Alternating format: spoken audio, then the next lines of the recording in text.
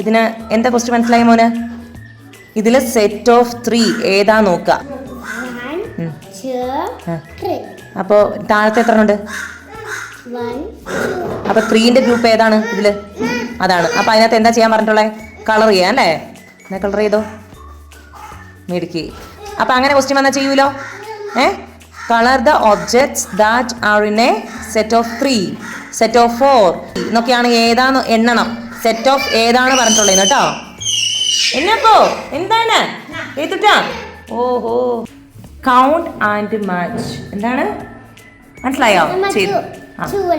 അത് എണ്ണി നോക്കിയ 2 ആണോന്ന്.